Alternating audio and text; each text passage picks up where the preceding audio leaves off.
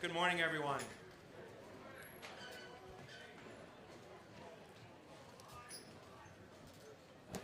Can you hear me? Well, we have a very unique ceremony today in many, many ways. The weather dictated that we move the ceremony from the forward bow to the after bow of the ship, fantail, and so we're going to have to put up a little bit of noise from the awnings. So if you all can hear me in the background, please raise your hand and I'll do my best to talk a little louder.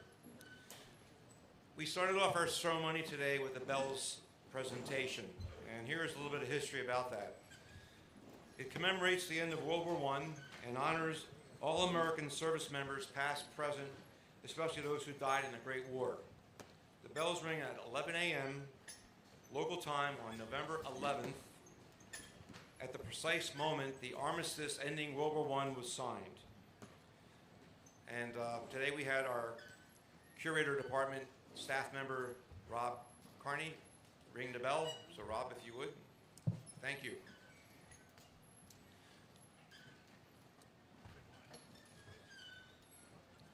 So, why are we here today? Veterans Day. It means a lot to many, many people. But before we get into our program, I would first like to ask everyone to please stand for the presentation of the colors. Presenting the colors today is the Marine Corps League Giordano Detachment. Following the colors, we will have our invocation by Chaplain Johnson. Present the colors.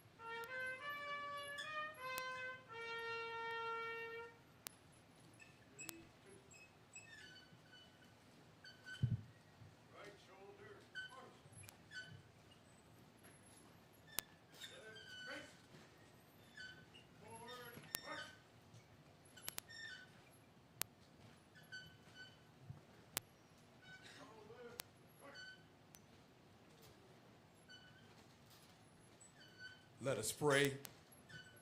Almighty God, our help in ages past, our hope for years to come. On this Veterans Day of 2025, we gather at this battleship that has sailed and survived to honor those who stood in the gap for liberty across the history of our nation and throughout the branches of the military of the United States. For indeed, O God, you have been a help and a hope to them all. For the soldiers of the Army who bore the brunt of battles, you were their firm foundation. For the Marines who for now 250 years have always been faithful and first to fight, you were the force that fueled their fire. For the sailors of the Navy who have faithfully sailed the 7 seas, you have been their steady star, guiding their vessels home from harm's way. For the airmen of the Air Force who have soared into the wild blue yonder, You've been a column by day and a beacon in the boundless blue. For the guardians of the Space Force who secure our nation's interests in, from, and to space, you are the inspiration that has forged their pioneering spirit. And for the Coast Guardsmen who bravely patrol our bays and borders, you are their guiding grace. Hear our prayer today, O God, for all of our veterans. Grant them healing from every hidden hurt and give them honor. May the words spoken and the activities that take place during this ceremony cause us to never forget their sacrifice and always give you thanks for your help and hope. In your sovereign name, amen. Thank you. Please be seated.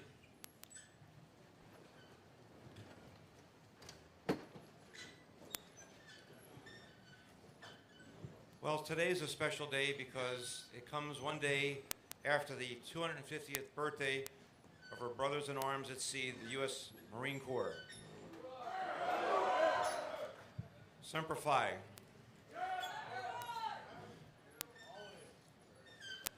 Today we're honored to have with us some very special guests, which I will introduce. Assemblywoman Melinda Kane, who's also a Gold Star mother. Melinda, if you would.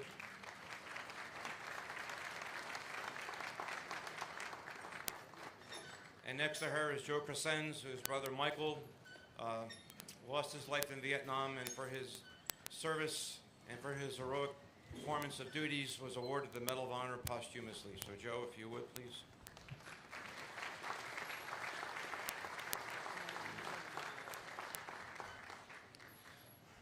Trustees today that I see: Dennis Levitt, Lisa Conti, George Leone, Ted Gallagher, Tom Riley.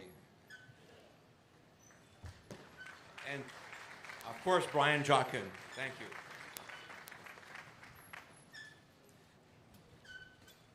Lastly, in way of an acknowledgments, I would like to recognize our bugler, Nan LaCourte. The Battleship New Jersey was the last ship in active duty to actually have a burglar assigned to their command, and that was Brian Trottier, who retired in 1969. We have with us Nan, who has performed brilliantly throughout the many years that we've had the need for a bugler. So Nan, if you would, please.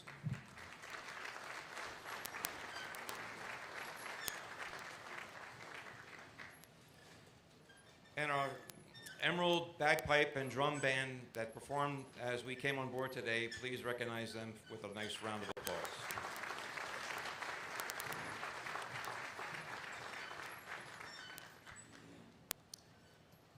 To tell us a little bit about Veterans Day and the meaning to all of us, it's my distinct honor to introduce to you one of our guest speakers today, Congressman Donald Norcross from the 1st Congressional District. Born and raised in South Jersey, Congressman Donald Norcross is an electrician by trade and a Crown Union member. In Congress, he is committed to improving the lives of working families by focusing on issues that matter most: raising wages, strengthening the economy, ensuring affordable, high-quality education, and supporting the brave men and women who protect our nation and our neighbors. In Congress, Congressman Norcross serves on the House Committee on Education and Workforce, and also on the House Armed Services Committee, where he is ranking member of the Subcommittee on Tactical Air and Land Forces. Congressman Norcross is a lifelong Camden County resident, where he lives with his wife, Andrea. He is the proud parent of 3 adult children and 4 grandchildren. And finally, Congressman Norcross is and has been a strong supporter of Battleship New Jersey. He embraces the historical importance to maintain and preserve the legacy and tradition of this American icon of U.S. Navy sea power for future generations to enjoy and experience. Please extend a warm welcome to Congressman Norcross.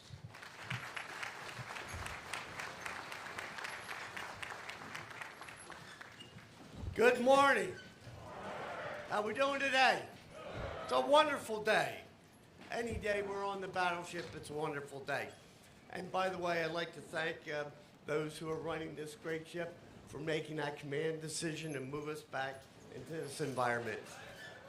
so I can keep my 36-minute speech. Okay, you saw that. First of all, Melinda, it's great to see you.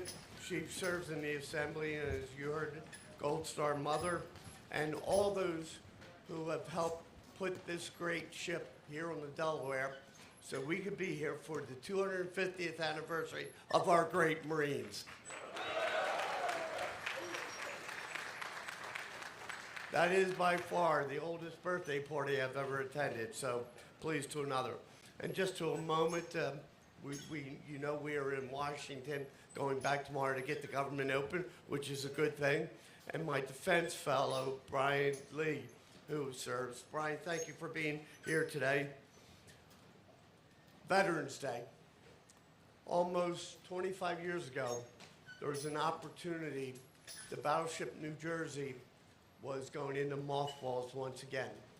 And a group of us from this area and North Jersey said, how can we best honor those that have worn the uniform? What can we do to remind all of us that live here what it took to keep us free, to keep us who we are in this great country? And the idea was hatched to bring the battleship home. And why is that important? As I like to say, to remember the last generation, to those who have served who are no longer with us, to those who will be the next generation, those young men and women who would spend the night here, to understand a little bit more of what it takes to defend our great country, and certainly what I call the now generation, those who are serving in uniform as we speak. You know, this battleship has had an incredible history, the most decorated, but each one of those battles was an experience, those who wear the uniform. Because while that was going on, those veterans left family at home. And it's not like today where you can find out news in a matter of seconds. Those were the days when a letter meant everything. Or more importantly, when you didn't know what was happening. We remember those who keep us safe each and every day, to preserve the history, the sacrifice of those who served on this great ship and in this great nation. And the one thing that we wanted to do, and I had the honor of, on Friday, introducing Save Our Ships Act, which is a bill designed to not only preserve and pay for what we do here on the battleship, but on all historic ships around the country, so that we can remember what it took to build this great nation as we look over to Philadelphia. It is a great honor to be here to say thank you. A simple thank you for those who wore the uniform. Because as they were serving, their lives were on hold. Whether it was further education, their career, their job. And it is our solemn obligation to make sure that we continue to say thank you in ways that are meaningful to those veterans, but also gives them an opportunity to fulfill their life after they take off the uniform. Because as we all know, they continue to serve in each of our communities in many ways that you'll never hear of because they don't look for the recognition.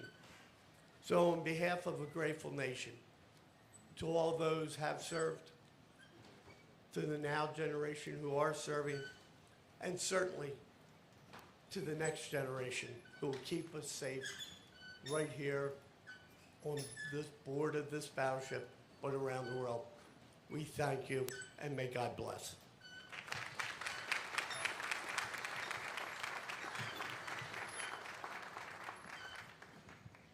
Thank you very much, Congressman Norcross. As we move into our next phase of the ceremony, it it is very, very unique to have on board a Medal of Honor recipient.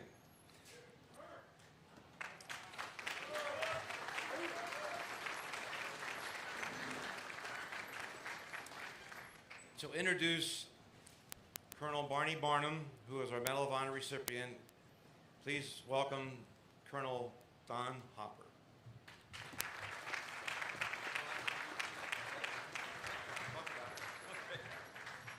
Good morning, everyone. It's wonderful to see so many people here on board, even with this weather that we're having today. My hat's off to the bagpipers. Thank you very much. Wonderful performance this morning. A great way to be on board. I've gotten to know Colonel Barney, for a number of years. I first met him when I was down at 2MEF, and he came and visited the Marines down there, and especially the Reserve Marines down there, and he spent a lot of time with us. So I've gotten to know him over the last 15, 20 years. And I can tell you, you can read his bio, and I won't do that. I'm not going to bore you with that.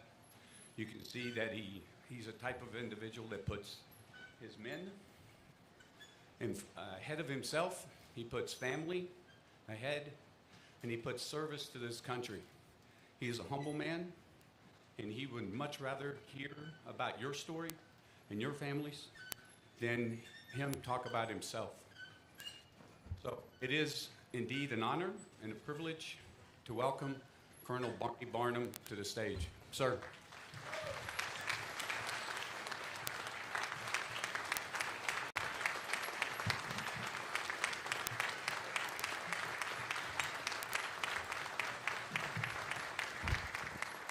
Thank you very much.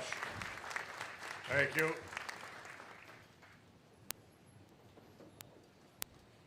You know, we gather here today to reflect on those great, brave Americans who over the years have answered the call to arms in wartime and in peacetime, our veterans.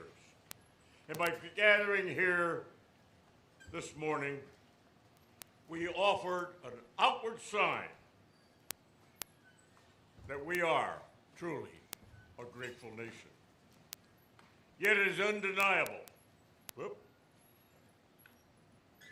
patriotism, love of country, and willingness to discharge the responsibilities of citizenship are not designated to any single segment of our American society. Yet it is undeniable that throughout American history, one group has been particularly aware of the majesty and the meaning of the flag, our country, and all that it represents.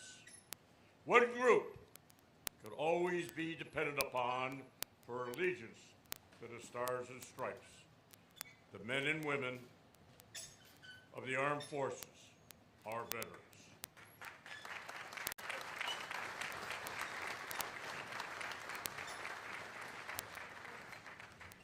This morning we gather to honor and say thank you to all veterans of this great country. Those great Americans who have served and many who have been called upon to fight for something so dear to mankind that humans have been able to put a price on, and that is our freedom.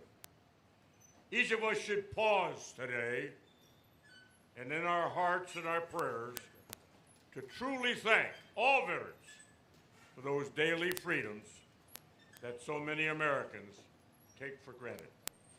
Because, my friends, each day of our lives, each of us enjoys the freedoms that our veterans of all wars fought and died to preserve for us. The veterans that we honor here today believed in the American way. They were born with faith, and they kept that faith with their country and with themselves. In the First World War, names previously unheard by the average citizen took on new and tenable meaning. Argonne Forest, Chateau Thierry, the Marne River, Verdun, shisha press, all became synonymous with the roar of gunfire and the struggles of man. World War II and our fighting men fought valiantly on 3 continents. And once again, new names became part of our lives. Normandy, Battle of the Bulge, Guadalcanal, Leyte Gulf, Iwo Jima.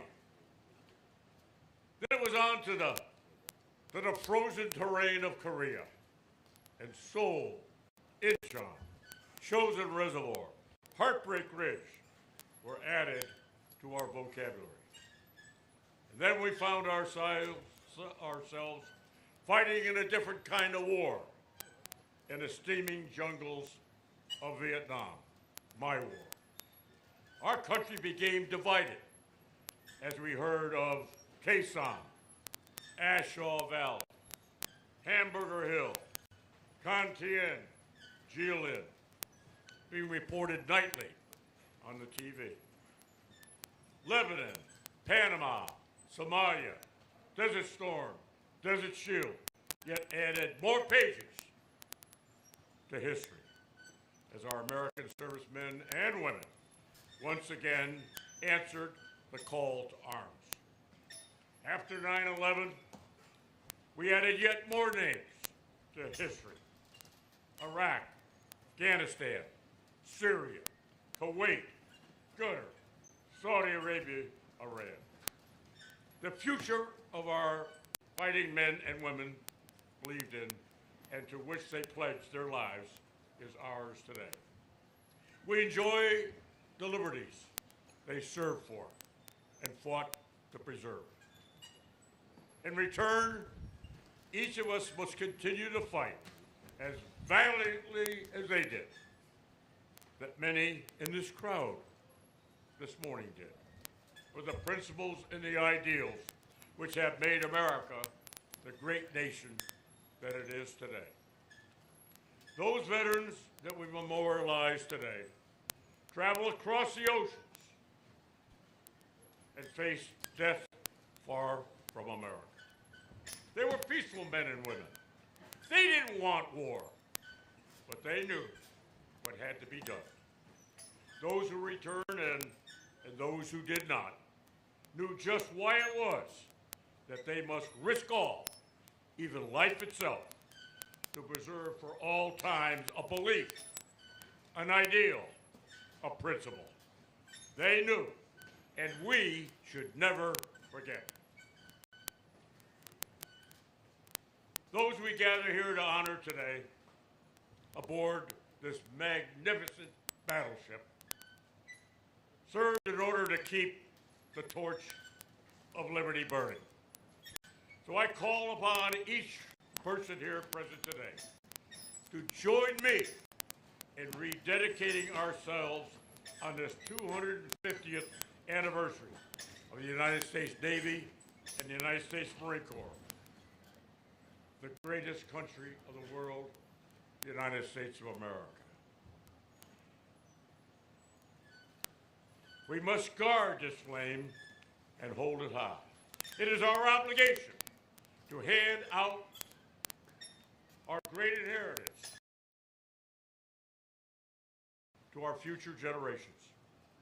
This morning, we stand, we sit in the shadow of giant men who had hearts and great ideals, men who marched away to face an enemy, and many never to return.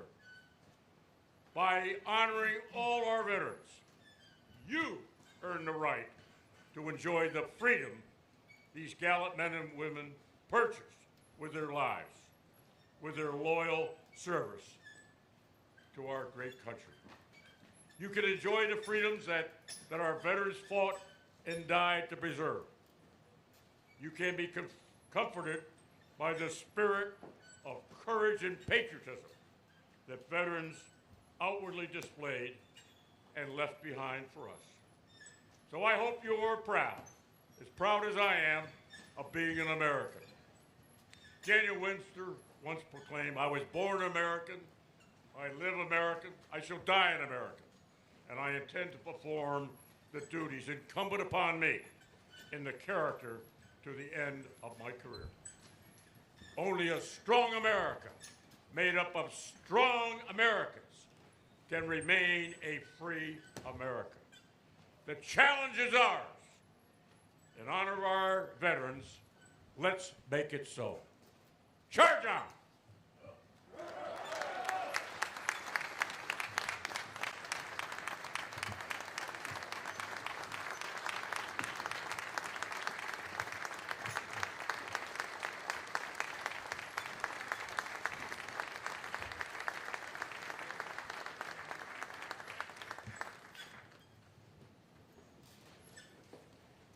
Thank you very much, Colonel Barney Barnum, for those inspiring words. I wish every American could get to hear them.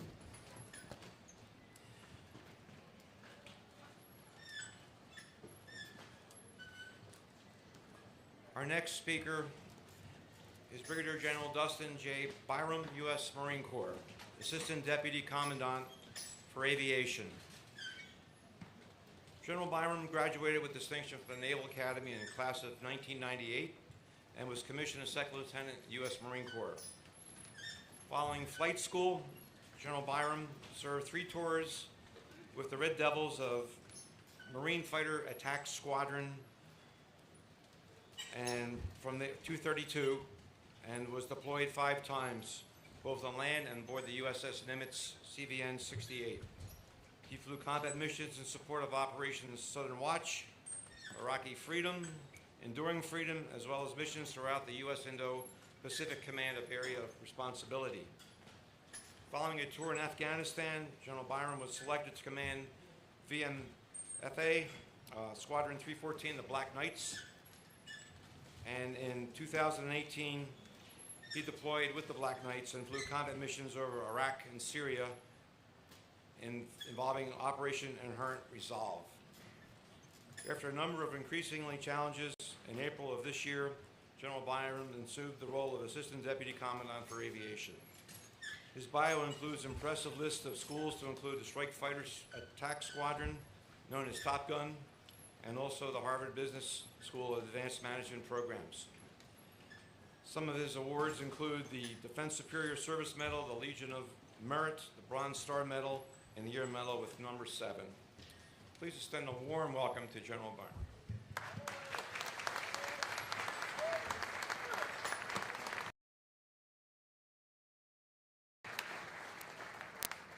Hey, sir, thank you very much. Yeah, after listening to my bio, I just know I need to make that thing shorter, so next time I'll do that for you guys. I apologize. Hey, good morning. Thank you very much for having me. I'm really honored to be here. Colonel Barnum, Congressman Norcross, distinguished guests, veterans and patriots, and all our families who supported us through it all. It's a profound honor to stand aboard the most decorated battleship in United States Navy history on this Veterans Day, a day when we pause to honor those who have worn the cloth of our nation. And what better place to do so than here, on the deck of the USS New Jersey, a ship that sailed into harm's way across 4 wars in 6 decades, a ship that sheltered, fed, and carried thousands of Marines and sailors into battle, and a ship that embodies the very partnership between the Navy and Marine Corps that has made our nation's naval power the envy of the world. Today holds a special meaning. We gather not only to honor all veterans, but to celebrate the 250th birthday of the United States Marine Corps, and a little bit belatedly, the United States Navy. Founded on November 10, 1775, just a few miles from here at Tun Tavern in Philadelphia, for a quarter millennium, Marines have answered the nation's call. And for much of that history, they have done so from decks of ships just like this one. But first, let us remember why we're here. Veterans Day honors all veterans: Army, Navy, Air Force, Coast Guardsmen, Space Force, and the Marine Corps. It is a day to honor the soldier who stood watch on the DMZ of Korea, the sailor who kept the reactors running deep beneath the ocean, the airmen who maintain our aircraft at top levels of readiness, and the Coast Guardsmen who pulled survivors from the sea and find the Marine who stormed the beach. Each and every veteran raised their right hand and took an oath to support and defend the Constitution. You didn't know where that oath would take you. You didn't know if you'd see frontline combat or spend years in patient preparation. You didn't know if you come home with medals on your chest or simply with the quiet satisfaction of having done your duty. But you took that oath anyway. Some died upholding their oath. We remember them today. Those who lost their lives in the plains of Europe, the jungles of the Pacific, and the deserts of Asia and Africa. We remember the 220 Marines, 18 sailors, and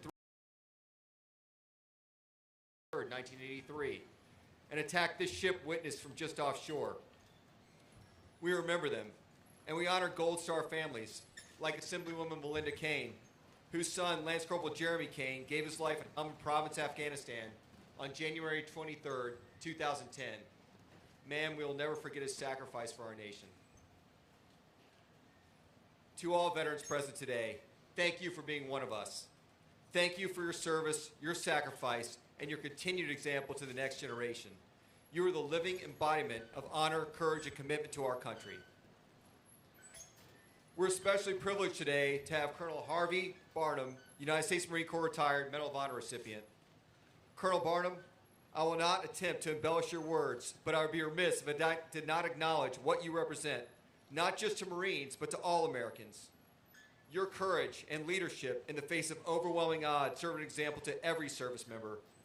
It's fitting that one of the Navy's newest ships, the DDG-124, bears your name, USS Harvey C. Barnum, Jr., ensuring that your legacy will sail on, inspiring future generations of sailors and Marines.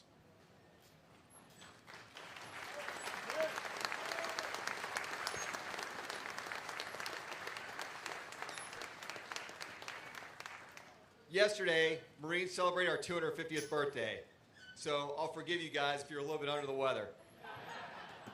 In 1775, the Continental Congress authorized 2 battalions of Marines to serve as landing forces with the fleet.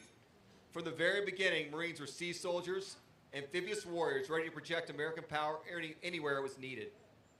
And for 250 years, Marines have deployed on Navy ships, lived on Navy ships, fought from Navy ships, and called Navy ships home. Nothing represents a close partnership between the Navy and Marine Corps better than the history of the USS New Jersey. Launched on December 7th, 1942, exactly 1 year after Pearl Harbor, this ship has been present for some of the most critical moments in Marine Corps history. In World War II, the New Jersey escorted the fast carriers and supported Marines during every major amphibious landing after February 1944. Kwajalein, Peleliu, the Philippines. Her guns provided naval gunfire support for Marines storming the black sands of Iwo Jima and the cliffs of Okinawa. During World War II, an 85 Marine detachment manned anti-aircraft guns, stood watches, enforced discipline, and embodied the warrior spirit of this ship. Captain Carl Holden, New Jersey's first commanding officer, said it best. Of all the ships I have served on, the Marines on New Jersey are the finest of their type. In Vietnam, Secretary of Defense McNamara ordered the New Jersey to deploy without the Marine detachment, the only time she ever deployed without her Marines. But the ship's captain found a way to bring Marines aboard anyway. He called it Operation Hilton. Marines fighting in the jungles could be flown or brought in landing craft to the battleship for hot showers, hot food, and real beds. Even during high-tempo operations off the coast of Vietnam, the New Jersey found a way to keep faith with her Marines. Meanwhile, the ship fired nearly 12 million pounds of shells in 6 months, providing fire support that the Marines desperately needed. Marine Commandant Leonard Chapman noted that New Jersey was always there, day or night, in good weather or bad, and her guns were always ready. The ship supported the 1st and 3rd Marine Divisions in amphibious and land assaults. She fired continuously for hours when Marine outposts were surrounded. It was estimated she saved 100 lives every day she was on station. When the New Jersey was recommissioned in 1982, the Marine detachment was restored. Throughout the 1980s, Marines aboard this ship provided security, manned weapon systems, served as a color guard, and maintained readiness to respond to any crisis. In 1983, when suicide bombers attacked the Marine barracks in Beirut, the New Jersey was there. Members of the Marine detachment flew ashore immediately to provide security and search for survivors in the rubble. The ship remained on station, providing support for over 170 straight days without a port call, which, if you guys have been on a ship, you know that's a really, really long time. I mean, that's about, you get a beer day every 60 days, so at least 4 beer days, that's a lot. Over 45,000 sailors and Marines served aboard New Jersey during her decades of active service. This ship exemplifies the Navy Marine Corps team and provides an enduring example for everyone in uniform today of what this joint team can accomplish. Today we celebrate 250 years of Marine Corps history, but we also look forward. The Marine Corps is transforming for the future fight. Force design is shaping how we organize, train, and equip to ensure we maintain the world's most lethal and ready fighting force. But even as our tools evolve, our essence remains unchanged. It is our discipline, our initiative, and our fighting spirit that will ensure victory in conflicts to come. As we prepare later to cut the cake and then dedicate the restored Marine Detachment birthing space, the 1st Marines at Tun Tavern, to the Marines who manned the guns of this ship at Iwo Jima, to Colonel Barnum rallying his company in Vietnam, to Lance Corporal Jeremy Kane patrolling Helmand Province, to the Marines forward deployed right now in the Pacific, standing watch in Okinawa and sitting alert in Djibouti. That chain is built from honor, courage, and commitment. It's tempered by sacrifice. It's colored by the blood of patriots, and it will never break. Not in the next 250 years, not ever, as long as there are Americans willing to raise their right hand and take the oath to support and defend the Constitution. To all the veterans in the audience, you are all a part of this unbroken chain. Your service matters. You took an oath not to a party or person, but to an idea. An idea that we could govern ourselves as a free nation. We fulfill that oath every day by making our units and our ships better, our communities better, and our country better, so that our children, our grandchildren, and our countrymen can enjoy the blessings of liberty that have been so dearly won by those before us, and in our time we have defended. Thank you for your service to our nation. You are the reason we remain free. You are the reason we remain strong. You are the reason America remains the land of the free and the home of the brave. Happy Veterans Day. Happy 250th birthday to the United States Marine Corps. Semper Fidelis, and may God bless America. Thank you.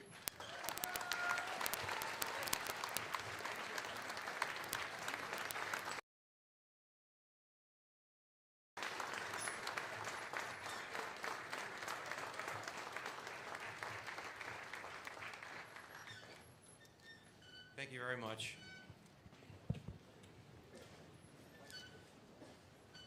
It's refreshing to remind everyone that freedom is not free, and there's people like those standing behind me who granted their sacrifice to guarantee our freedoms.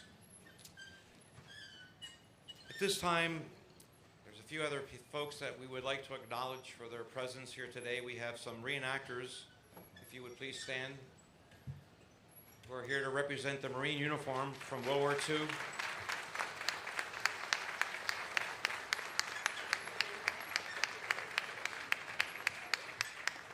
Thank you.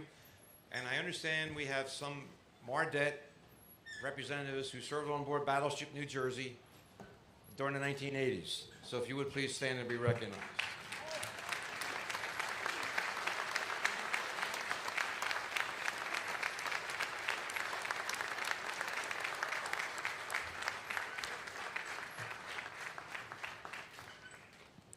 I had an opportunity to briefly serve on board the Battleship New Jersey in 1985, and it was always an interesting contest between the Marines, who manned one of our 5-inch 38 caliber twin gun mounts, and the Navy, to see who could fire furthest and most accurately. And I would have to say the Marines usually won that battle, so congratulations.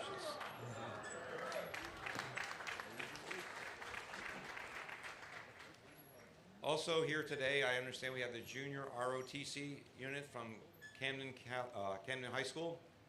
If you would please stand and be recognized.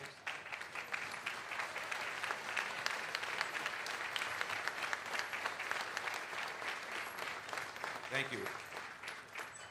You represent the future of our military, so congratulations, and I hope your careers are long and productive.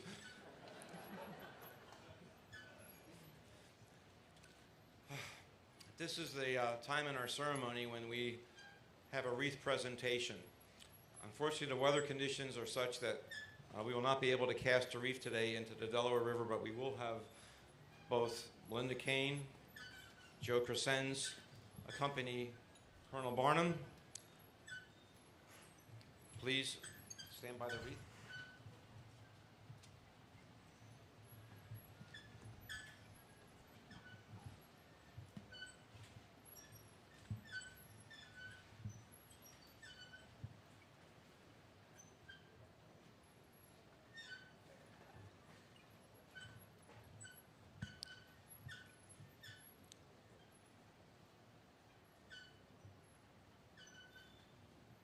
few minutes, the Marine Corps detachment will perform a volley, followed by taps, and our pipers. Are you standing by? They'll be standing by to do Amazing Grace. So at this time, I would please ask everyone to please stand.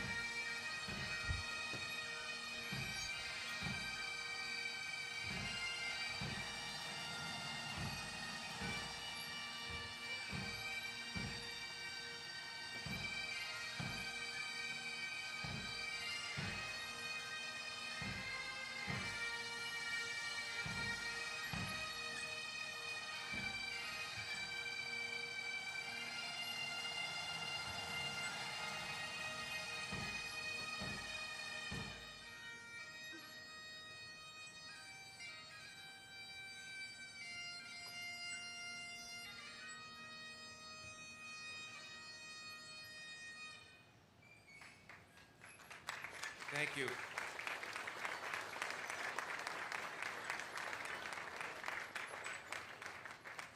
Please remain standing as Chaplain Johnson will offer the benediction.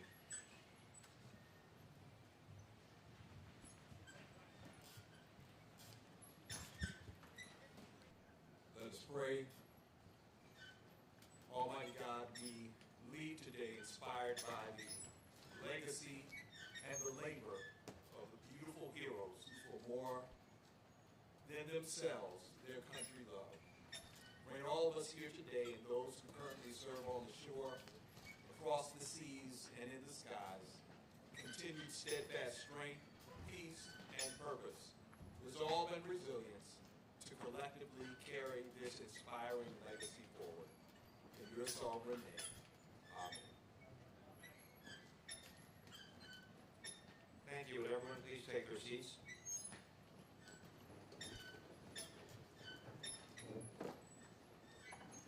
It is my distinct honor now to introduce the CEO of Battleship, New Jersey, Marshal Spivak.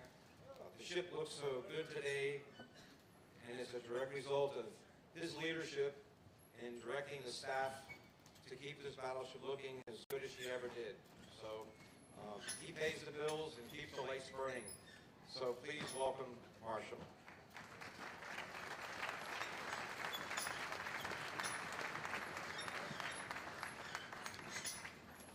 morning. Good morning.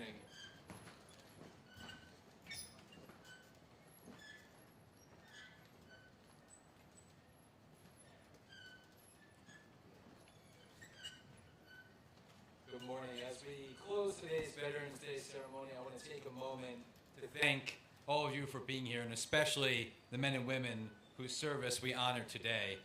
Standing aboard the most decorated battleship in U.S. history, surrounded by veterans, families, and friends, it's impossible not to feel the pride and purpose that defines today. Every steel plate beneath our feet carries the story of someone who stood to watch and helped preserve the freedoms we enjoy. To all our veterans from every branch, from every generation, thank you for your courage, your sacrifice, your steadfast commitment to our nation. And of course, to our Battleship New Jersey veterans, welcome home. You are the heart and soul of this ship. Every time one of you comes aboard, she becomes alive again, and we're honored to have you back aboard your ship today. I'd like to join Walt in recognizing and thanking some of our guests, of course, Colonel Barnum. It's such an honor to have you aboard, Colonel. And as the General noted, DDG 124 USS Harvey C. Barnum Jr., the newest Arleigh Burke-class destroyer, will join the fleet next year when it is commissioned, and will carry Colonel Barnum's name and his legacy of courage across the seas for generations to come.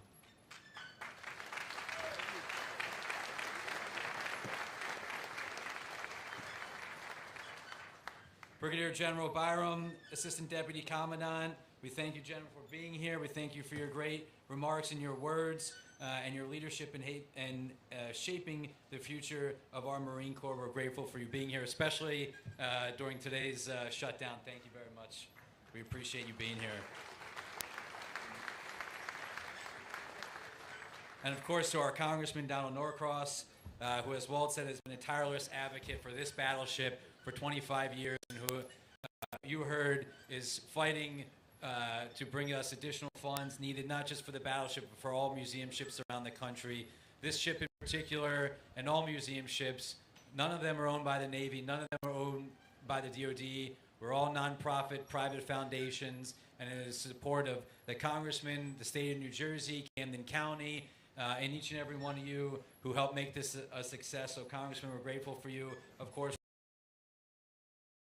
to this battleship, helping to bring her home as a museum, along with our board, back in 2000 to make today a reality. So we're grateful.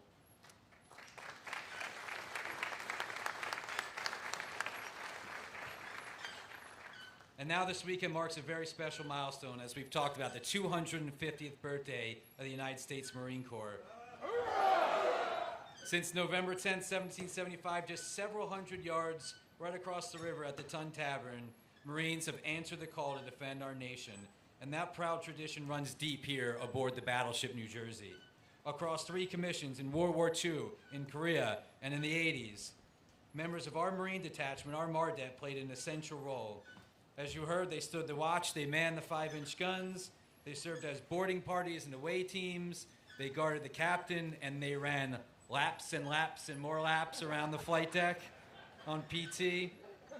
And of course, New Jersey provided naval gunfire support for Marines on the ground, pounding enemy positions ahead of Marine landings in battles like Iwo Jima and Okinawa, delivering precise and devastating fire missions in Vietnam, and once again off the coast of Lebanon in 1983, opening up her 16-inch guns after the tragic Marine bombing in Beirut, where this ship lost a chief petty officer. But to understand what that support meant to the men on the ground, I want to turn to the words of a former commanding officer, Captain J. Edward Snyder, who, upon being relieved, shared this in his change of command address following the ship's deployment to Vietnam. We have all talked with the Marines and soldiers serving in Southeast Asia, and we have heard their feelings about New Jersey. Perhaps the best example is a letter from a young Marine, perhaps the son of a neighbor of yours, to his mother. It read, "New Jersey sits out there, big and beautiful. When she lets go her 16-inch guns, Charlie knows he's in for big trouble. I hope she stays out here for 135 more days. That's my time to come home, Mom, so just pray for me that I make it." This response was repeated again and again by our forces ashore and was confirmed by the Secretary of the Navy in presenting New Jersey the Navy Unit Commendation. That letter and Captain Snyder's words remind us what this ship meant to all those who depended on her firepower and her crew. It's a legacy of strength, precision, unwavering support, one that echoes across these decks today. And to all the Marines, veterans who are here today, and especially our MARDET alumni, we thank you. The ship has been made stronger because of your presence, and we are honored to celebrate 250 years of the Navy and Marine Corps excellence right here aboard your battleship. I'd also like to take a moment to thank Captain Urban, the members of our Military Affairs Committee, our Battleship Board of Trustees, for their ongoing dedication and support to our mission here at the ship. As we conclude Homecoming 250's events today, also a special thanks to our trustee, George Leone, and the Homecoming 250 Committee and organization, who has spent the last 5 years making the celebration of the Navy and the Marine Corps' birthday here in Philadelphia and South Jersey really a smashing success. So thank you, George. Thank you to Homecoming 250.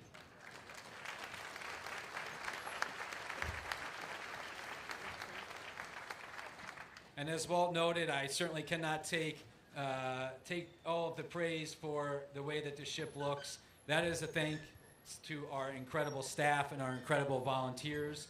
As a museum, we have surpassed over 270,000 hours of volunteer efforts right here on the ship since becoming a museum 25 years ago. And our staff and our volunteers, many of who are veterans themselves, including some who served right aboard this great naval ship, your passion and professionalism keep this ship alive as a living memory and a living memorial and museum.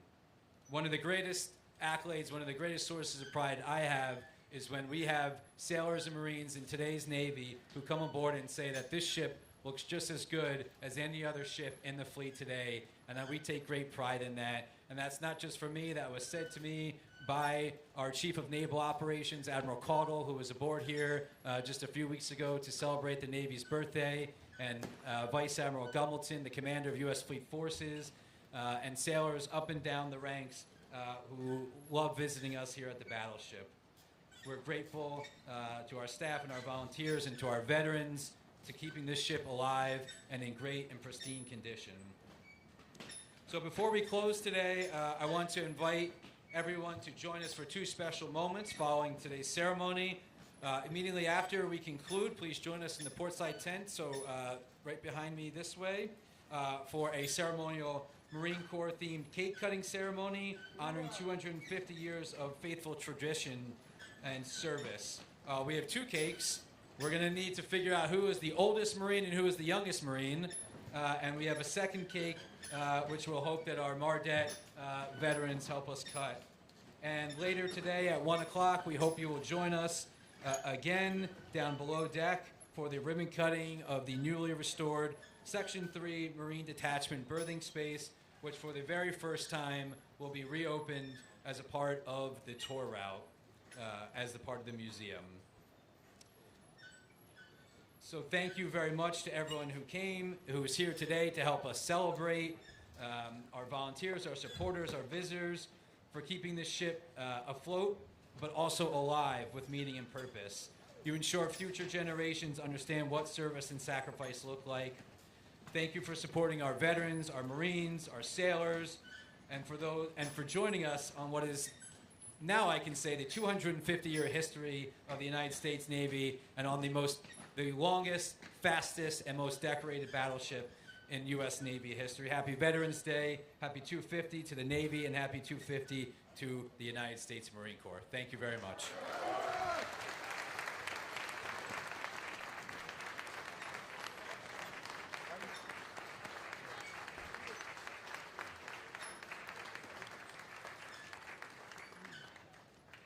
Thank you, everyone. I would ask all the veterans to stand, but I see everybody standing, so how about raising your hand if you're a veteran? Thank you very much for your service.